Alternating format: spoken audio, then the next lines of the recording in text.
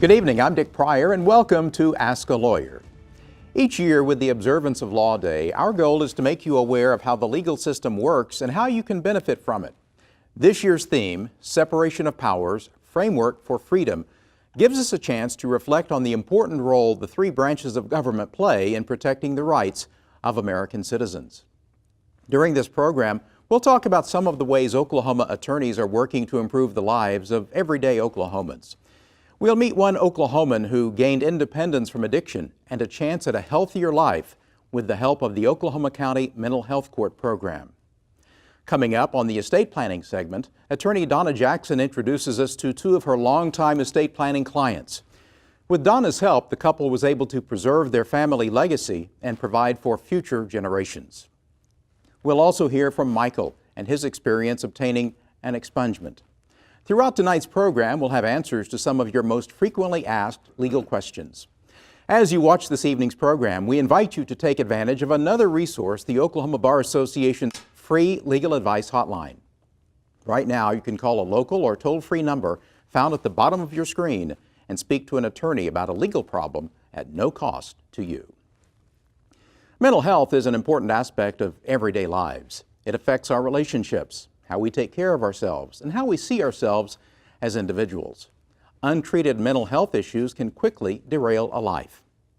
The Oklahoma County Mental Health Court employs a team of judges, attorneys, behavioral health professionals, alcohol and drug counselors, case managers, and parole officers to help participants gain the tools they need to treat their illnesses and become better citizens. In our first segment, you'll see how Mental Health Court has truly benefited participants. Mental Health Court was created after statutes were passed in the Oklahoma legislature in about 2002. A good candidate for Mental Health Court is someone that we can determine has some kind of a diagnosis, bipolar, schizophrenia, or the like.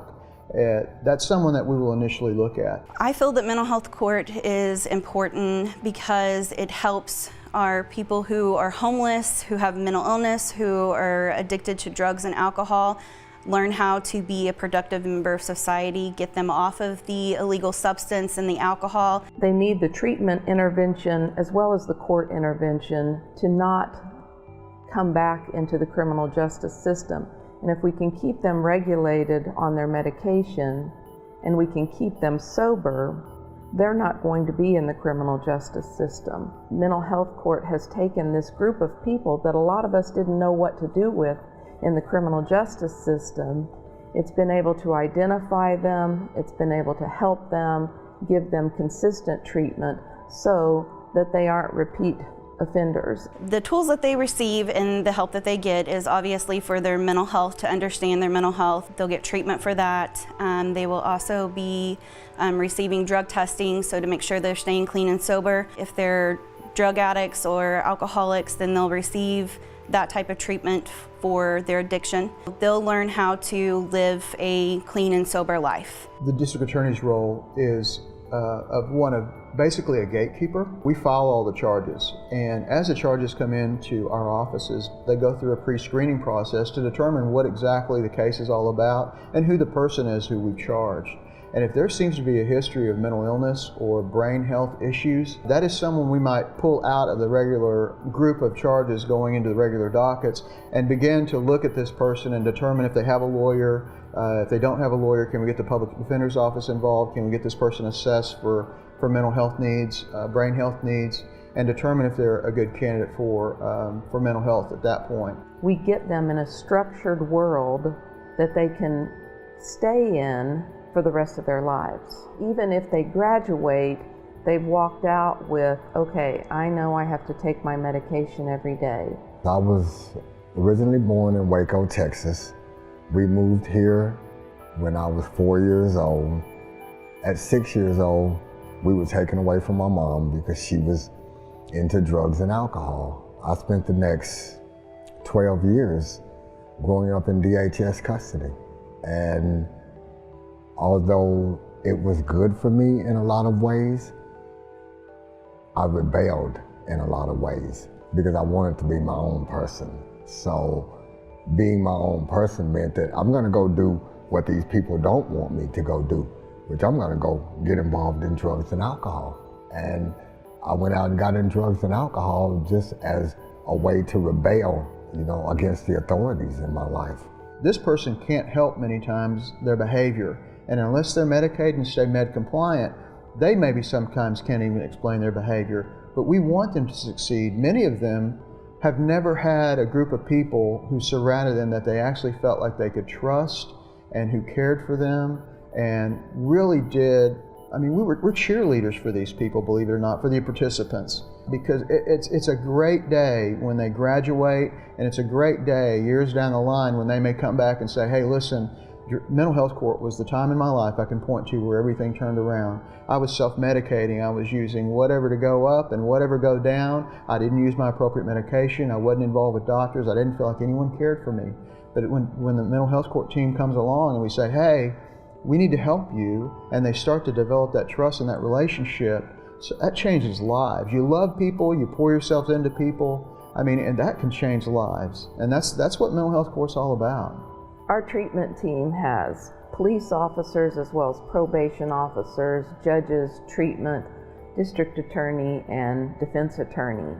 It's beautiful to watch a staffing because it's almost like everybody's in a circle and they're sitting around talking about what is the best thing for this person, and it's all individualized. And it's amazing to watch. It's time consuming, it's heart-wrenching. I fought against mental health court for the first 10 months that I was in the program. I went AWOL 5 times.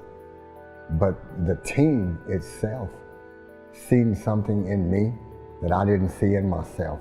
After the 5th time, they put me in jail, and they told me why they were doing it. But the public defender came up to me and told me, Reggie, we're gonna give you one last chance. She said, I think I know of a place for you that would be good for you. And they sent me to treatment. And when they sent me to treatment, it was a wake-up call for me, because I began to realize, here's a group of people that really care about what's happening to me and what I'm going through, and they want me to have a life. And the only thing that's blocking me from having it is myself. In the beginning, in this court program, their experience is very overwhelmed because there's a lot to take in. But slowly throughout the court program, they get a better understanding of what is expected of them, the treatment, the drug testing, the regular court appearances. And once they have reached that, they feel a lot calmer. They feel a lot more confident about themselves. They are proud to stand up in court and announce their med compliant and sober days. It's a really big accomplishment for them to even go one day sober. Graduation is truly, it's a celebration. It's a true celebration, because I don't think those of us who haven't experienced a brain health issue understands this lifelong struggle that this person may have been going through, and their family and their friends and their loved ones. This is a point in time where they can say, okay, I've made it. I understand the issues I'm dealing with. I understand the tools that I have to help me through this issue. I understand my responsibility to continue to stay med compliant and to stay compliant with the law. Your typical graduation, the participant is called by the judge to approach the bench, sit in the witness stand. They read their speech to the court. My speech wasn't near as long as I wanted it to be, because I had a lot of thankfulness to give. But I focused on telling the team what a change they made in my life, because, sorry, I was ready to give up, and they picked me up. And for that, I'm forever grateful that they had patience with me, because it would have been real easy to just revoke me from the program and send me to prison. The work was in keeping me in the program and standing by me as I did it, and that's what the team did for me. It's very rewarding to be a part of the participant's life and witness the change that they have after enduring the court program. I get to see, participants who have severe mental illness or severe drug or alcohol addiction, and see them on their medications and see how they are living their everyday life. Mental health court saves lives, and it's a way to be compassionate. It's a moral and ethical way to treat our fellow human beings who are dealing with brain health issues. It's just the right thing to do. I have a place to call my own. And for a long time before mental health court, I never had that. I never had a home to go to. I stay focused on just making the best home for myself that I can. And I have 2 jobs. And though they keep me busy, it's fulfilling. It gives me something to do with my days, with my time. Because one thing that I learned from mental health court was that time is valuable. And what you do with it determines how your life is gonna go. And now my time is made up of, reading, going to work, spending time with my family. All the things that I never did in my life before are the things that I try to do today. And right now I have a life that I can only thank God for, because it is peaceful. And that's something that I have. Today I have peace, and I've never had that before. Joining us now to discuss mental health court are Madison Malone, who is an assistant public defender in Oklahoma County, Heather Coyle, who is an assistant district attorney in Oklahoma County, and Judge Gary L. Walke, special district court judge for Oklahoma County. Welcome. Hi, Dave. Thank you. Hello. Madison, what are the main goals, in your opinion, of mental health court? The first, most overarching goal is how to deal with someone's criminal case. So all of our participants have been arrested and charged with crimes, but it becomes so much more than that. They get into the program, they get into treatment, they get on their medication, they get into substance abuse treatment, and then they get their lives back. Most of our participants go from being homeless, not working, committing crimes, to holding down a job, holding down a stable place to live, and really changing their lives. Heather, what do you see as the goals? I think the goal is to look at these participants and determine that they have a need that we can help them with. And we, as a mental health court team, want to bring to them the resources that we have in our community to address their mental health issues. Most of the participants in our program have an Axis I diagnosis. And so with that, most of them have dual diagnosis with a drug and alcohol addiction that needs to be addressed as well. And so many times this is their first time to be in the criminal justice system, where someone is looking at them as a person to see actually what their needs are. So with mental health court, we get to look at them and help them get on their medication, get partnered with the right agency to help them address all of those issues. So I think the goal for sure is to direct them to the resources and get on their medication and be successful members of the community. Judge Walke, it was mentioned that it's the right thing to do. How well do mental health courts work, in your opinion, in your experience? In Oklahoma County, they work very well. Madison was just mentioning that we have about an 84% graduation rate, and that's good. But it benefits the community as a whole to do this. What makes it work well? Cooperation of the team. It takes cooperation of the treatment providers, the probation officers, the attorneys, the district attorney and the public defender's office, and the court. The court's the focal point to see that all of the other things are occurring as they should for this particular individual. Madison, what makes for a good candidate for mental health court? You know, I don't really know. I meet people and I think they're never going to make it, and they do. And I meet people and I think they're going to go through with flying colors, and they don't. I think it really is all about how focused they are and how committed they are to making a change in their lives. What are the costs associated with mental health court? And actually, we are very fortunate in our county that there are no costs for our participants.